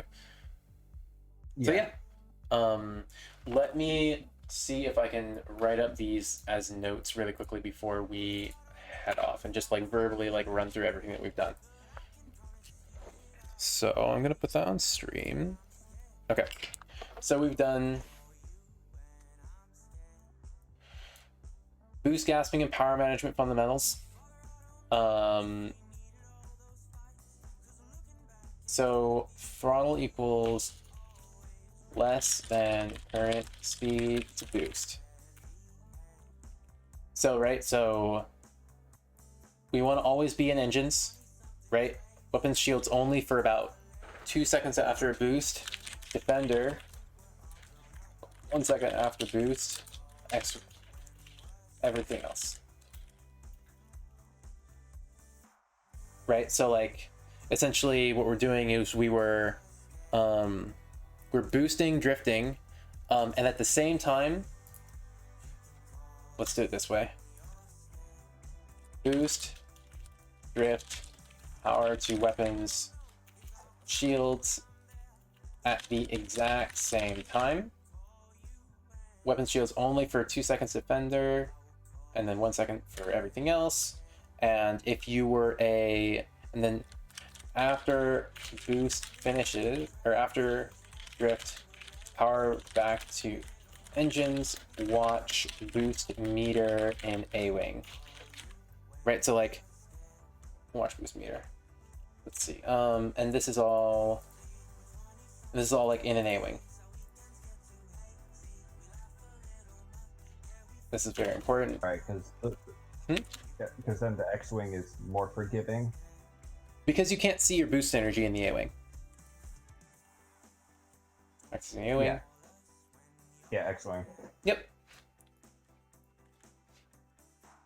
Throttle is less than current speed to boost. Very good. Okay, I think this roughly covers it. The last thing that's important is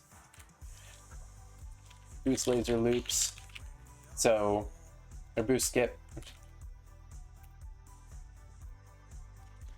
Plus laser loops. So boost skip with power to weapons. Shoot with power to engines. This is fast speed and charge to full. Fly away towards safety and keep your objective targeted, right? Don't go beyond 1K. Right, so the basic idea of this, right, is you want to stay close enough that you can still do damage to it, right? 1K is the limit of your shooting capabilities, so it's important to still stay close enough that you can do that damage. Shoot with powered engines, so make sure you're half speed and you charge to full boost energy, or at least for like if you have time. Yeah. And then the last thing. Nope. Nope. I don't know how to do this.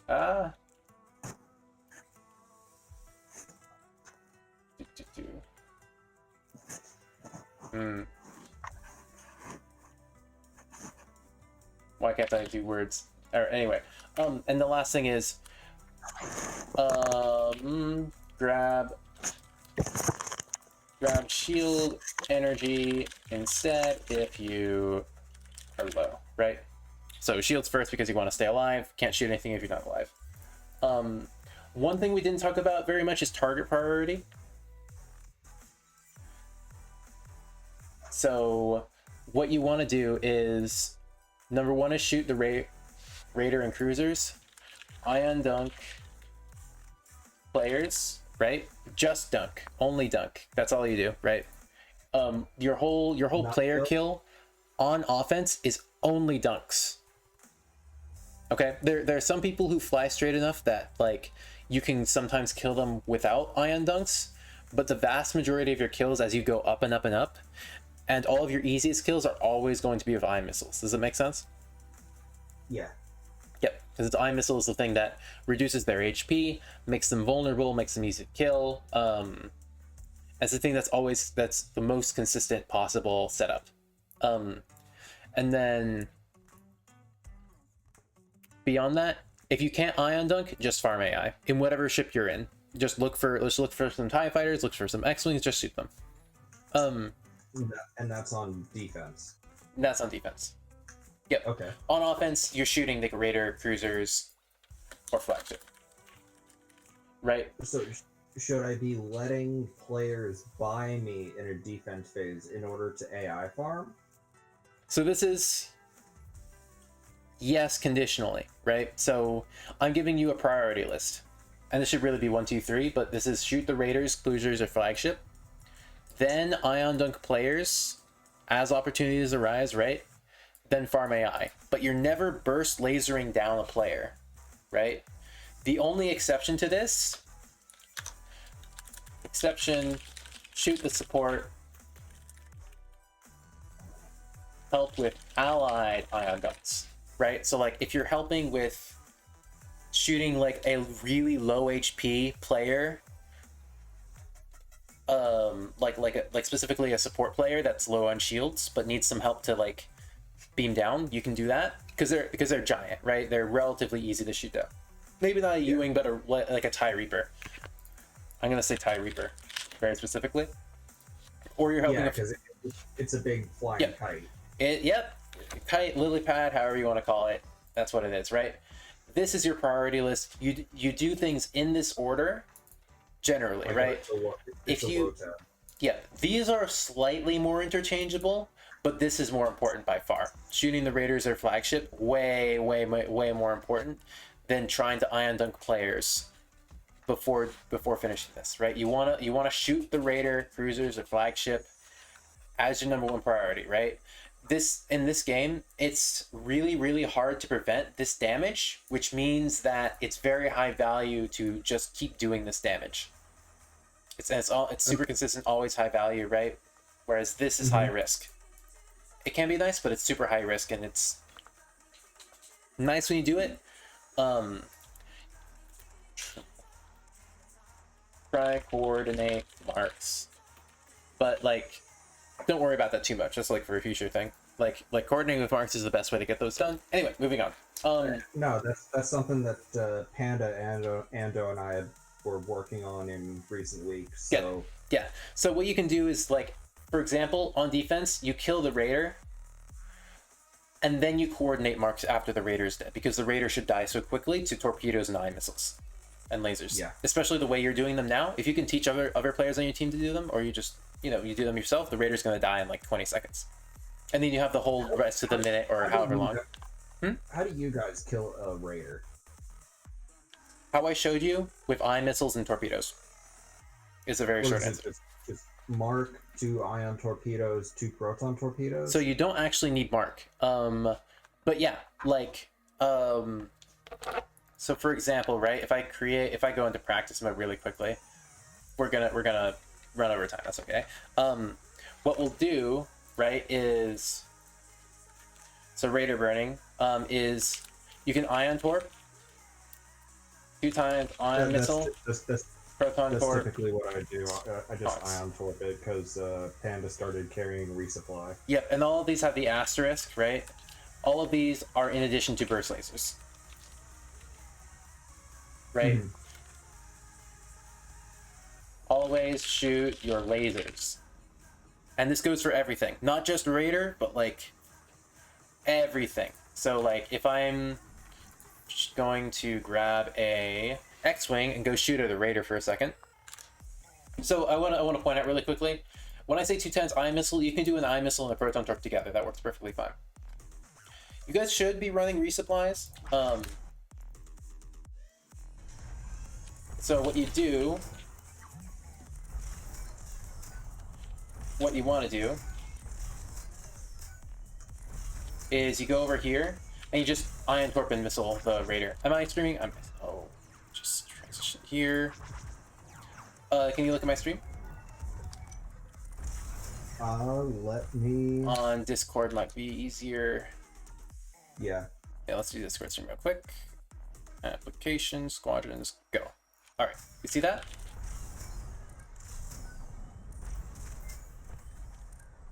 Not yet. Should be streaming on Discord. Wait for a second.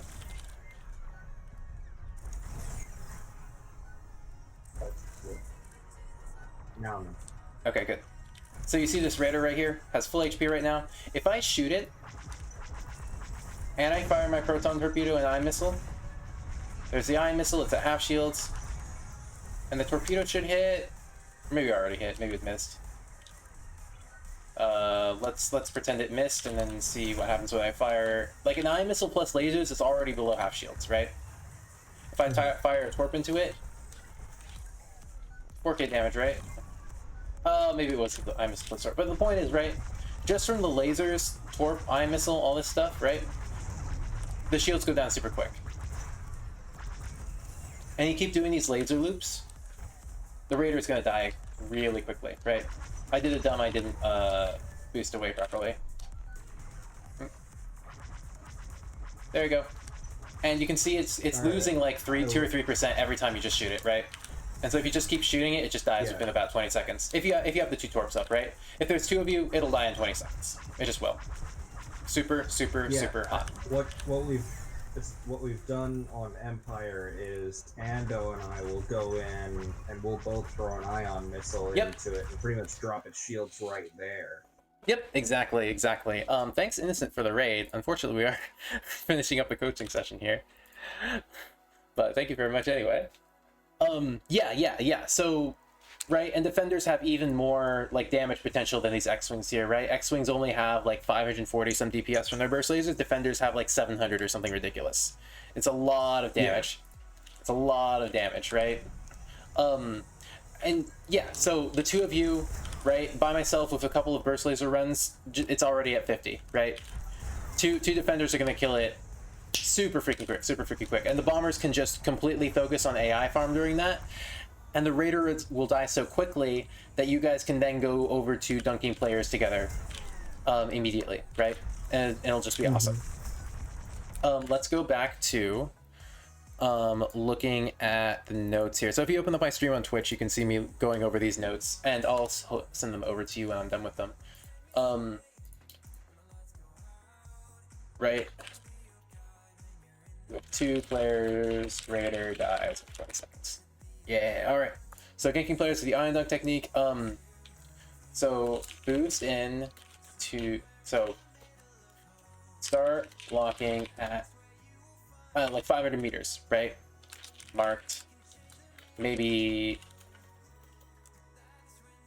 like, I don't know, like 600 to 700 meters not marked. Right, it just depends a little bit on what you're shooting at and what the angle is, but roughly like that.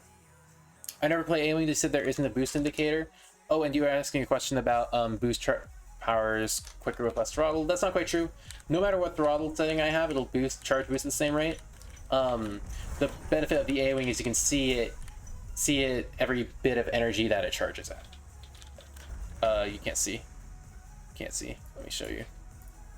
Yeah, it's got that gradient to it. Yeah, it's got the gradient to it, right? You can see granularly.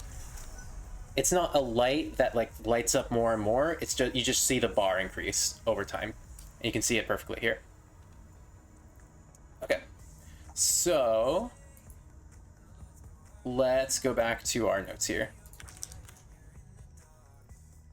So we've got all that, yanking players, so you start locking, boot, and then you boost fire missile at 200 meters, right? Boost towards enemy player. I'll add the note boost skip specifically is what you're looking for usually. Now, Fire at lock finish. drifting, does that still add the momentum to the missile? Yes, as long as you have speed. As long as you have the more speed you have, the more, like above 200, the more it imparts onto the missile. Okay. Yep.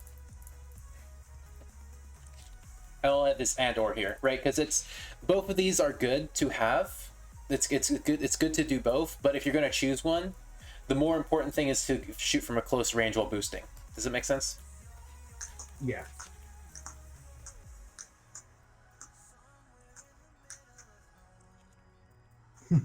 Yep. Okay.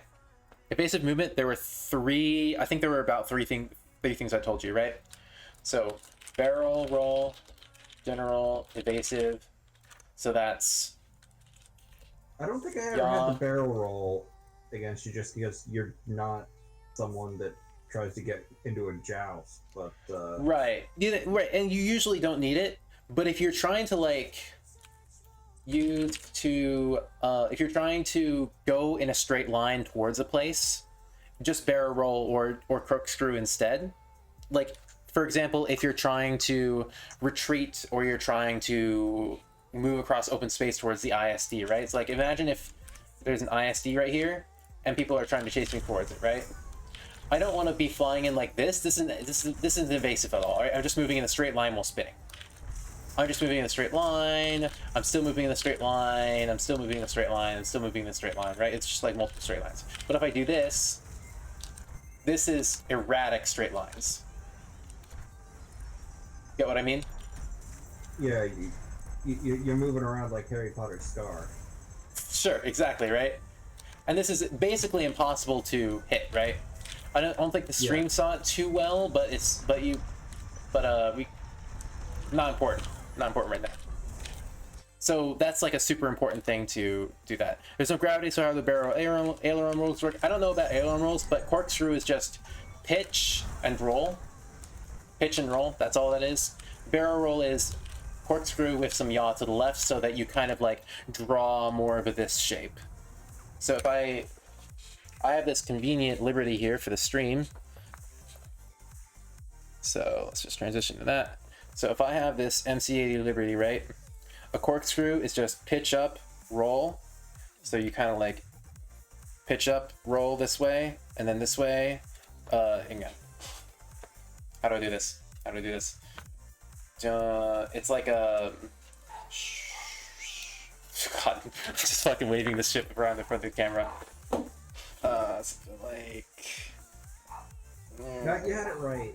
Right on the last Anyway, the point is, like, you do the corkscrew is a really narrow kind of a roll, where like it's kind of spinning in like this area, right? Well, it's kind of spinning around. I can't spin it because my hands don't go in like a million directions. But then the barrel roll is like wider, right? It's kind of going like this.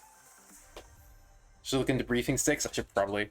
Yeah. So like pitch up and roll is like you go here, and you go here, you go here, you go here, you go here. But the barrel roll is like shoo. God.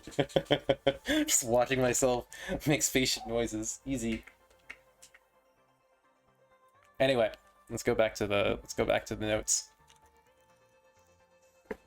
Anyway, use to travel open spaces safely is one way to put it, right?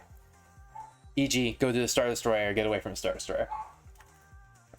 Second thing was target attacker perpendicular movement, right? Or boosting towards him, right? So that's also pretty good. Last thing that past, right? Because whenever I boost past you, you have to turn at a massive angle in order to actually get your guns back on me, right? So every time I boost past you, it's like you have to turn all the way around in order to get your guns back on me. Super impossible to hit if I'm just boosting past you over and over. Forces you to like think and like change the way you're approaching the fight, which takes more time. The last thing was using cover.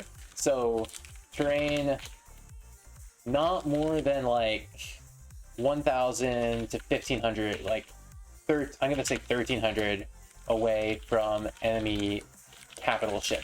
It's really, really, really important that you don't go too far away from the capital ship, because then they've chased you out, which is preventing damage while the farmers farm, and that's not ideal. Does that make sense? Yeah. Because the only way that they can actually kill you is by getting the ion missile on you, like about 99% of the time, right? Some people like Jester or Scalp or people can like kill you with an interceptor because they're just freaking good at it, and they don't give you a lot of room to breathe. But for the most part, you can still get like your occasional torp in, you can still get your occasional conks and burst lasers in, whatever. Like that all works, but you just need to be like really on it with your mechanics, and more on it the better the enemy interceptor is. And big part of that is making sure that you don't go too far away. Otherwise, you never get the opportunity to train your mechanics because you're busy entirely evading and not trying to like recharge your shields as a buffer so that you can shoot the enemy capital ship. Or like just survival marks going up and while making sure you're watching your opponent. So watch from marks. When down, it's safer. You can like chaff while shooting the cat. You can like chaff while shooting the objective, and that's like a 3-second like invulnerability period where you can try to set up for a torp run or something while not having to worry about getting an ion missile, right? That kind of thing. Okay. Yeah, I think that's about everything. I'm just gonna hit Control Enter here so that it's like a page, it's not split up. Yeah, very neat. Any questions or anything? Very neat notes. Yes. Any questions or anything you want before I'll let you go for tonight? I don't think so. I just need to get in a lot of repetitions tomorrow before. Yep. That reminds me, homework. Before the start. So. Oh no. I haven't heard that word in like a decade and a half. Oh my gosh. Okay, practice, whatever, right? So I showed you with the A-wing, right? Nope, that's not that transition. Oh, there's a. I'm gonna die.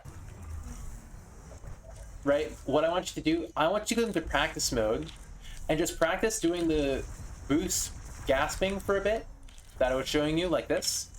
There's no latency, it's easy to hop in and just watch your boost energy while you do this.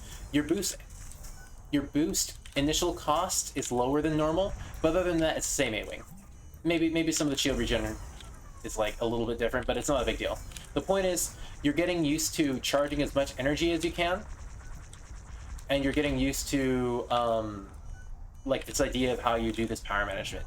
Then when you're done with that, go ahead and switch to go ahead and actually stay in the A-wing and do the boost skipping like stuff I was talking about, where you boost skip a couple of times, you charge some energy, then you just half speed while you shoot, you charge your boost energy, and whenever you feel like it, go back to boost skipping and just make sure your energy's frozen for as long as possible, like this. And then you go back to shooting. And you should be able to maintain energy forever with this, right? Okay. So yeah, you're like running through most of your boost, but you're freezing it for so long that you can pretty much cover that whole distance back to start another run. Yep. But okay, there goes your Yep, and this is why I'm doing half speed too, right? Because I want to make sure I have this distance. It doesn't actually matter. Like, nothing about this matters other than the fact that I'm being consistent with the directions that I'm going, and that I'm managing my power in a way where I always have laser energy when I'm shooting, and I'm charging boost energy while I'm doing that. And then all I'm doing is I'm focusing on making sure that my boost energy never decays. It only statically steps down every time. A-wing's pretty fast, so there's some weird stuff with movement here, but like, it's fine. Just make sure you get used to paying attention more to your own power management than anything else in the game. Easily the singular most important thing in the game is your power management, right? Because if you can just power manage and you do this like automatically on loop, you're already better than 95% of the players out there. Like, not even kidding. Like, most players do not, cannot, or will not do this for some reason. right? And if you can do this consistently, that's really good. So that's only for just like 3 to 5 minutes. Set a timer. Google 4-minute timer. And just run that, and just run that loop for the whole 5 minutes. Yep. And you just do that, and you just watch your power, and you see how much like energy you can get out of it. And you can see if you can make it look like 3 to 5 minutes, A-wing, boost, skip, laser, loops. And I'll just enter this on a... Oh, there we go. There it is. And then 2 to 3 minutes boost gasping in an A-wing. So same thing as I was just showing you, right? Just boost skip or boost gasp like this, right? Just charge your lasers, charge your engines, try to make it as long as possible. So here's how you adjust, right? You try to, so you do it for a little too long and you notice, oh, it's going down. Maybe I'll do it a little bit sooner this time. Or if you're doing it too soon like this, I see a lot of people doing it too soon like this. Maybe I'll adjust, I'll do a little longer, see if I can get a little bit more weapon energy out of each drift. Make sense? Is it better to go a little, is it better to go a little long or a little short?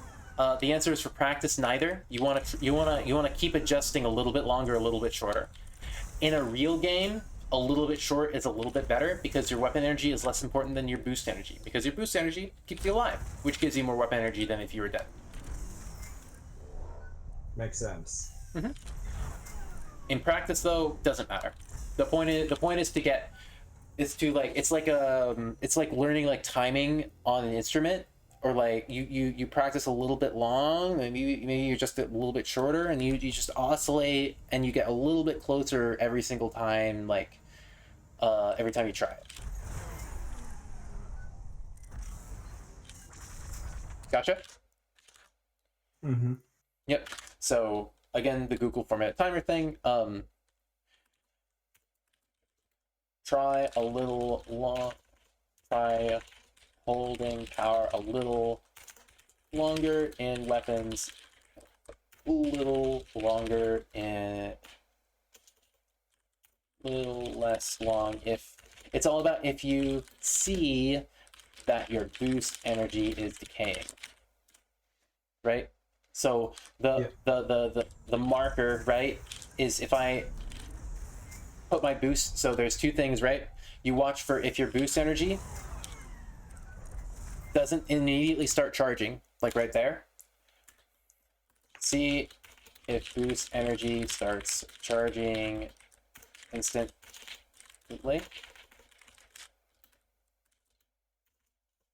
Or if what's a more concise way to word this? Does boost instantly start charge power engines?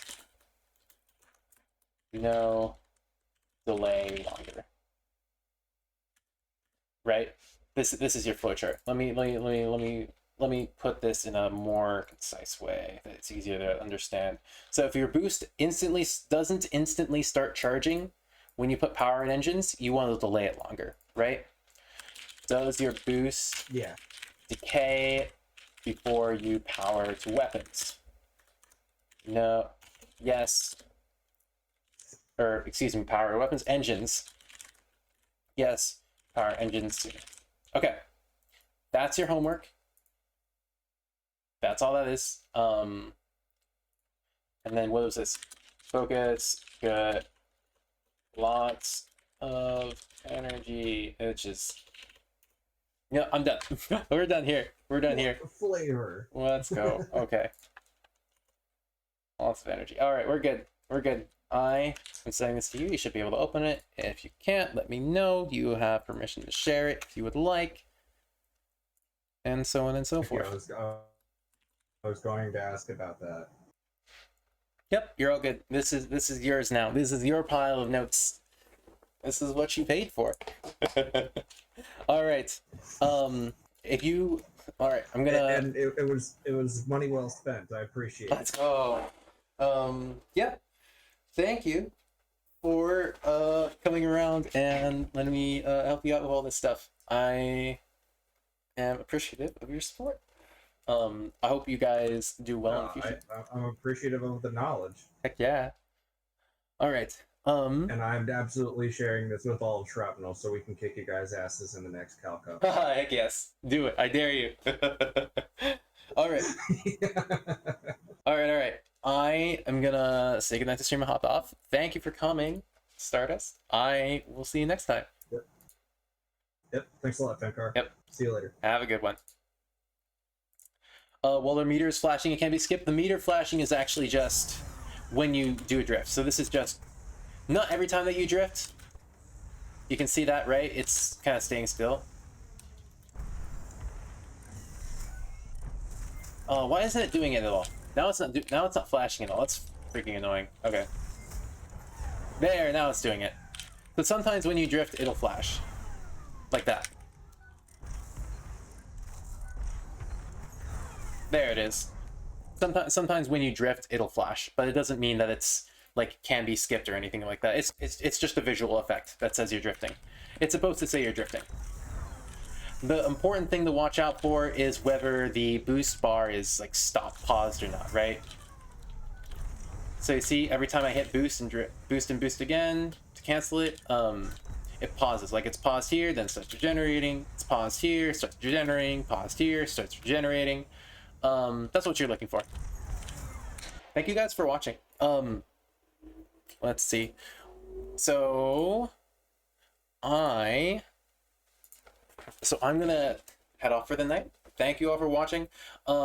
If you guys are interested in coaching, go ahead and head to this link in the chat.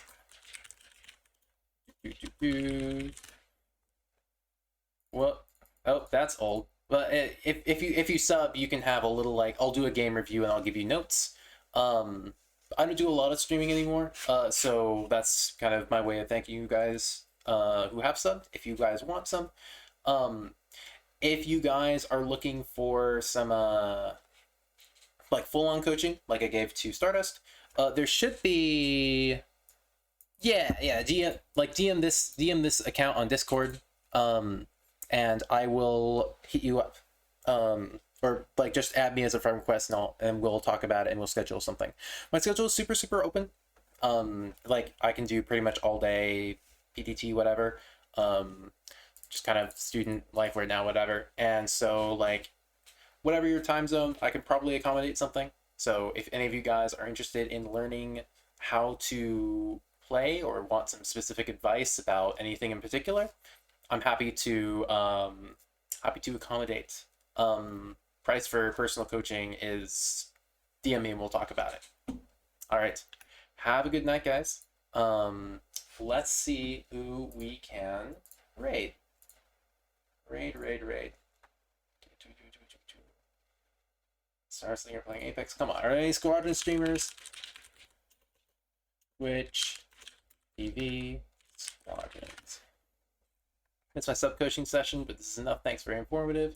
Hey, glad you are enjoying. Well, let's see. There's a Spanish streamer. There's first time playing. Well, let's rate the first time playing person, and we'll see if maybe we can. You guys can give them some advice. Send positive thoughts that way, please. Thank you. Have a good night, guys. Hopefully I'll see you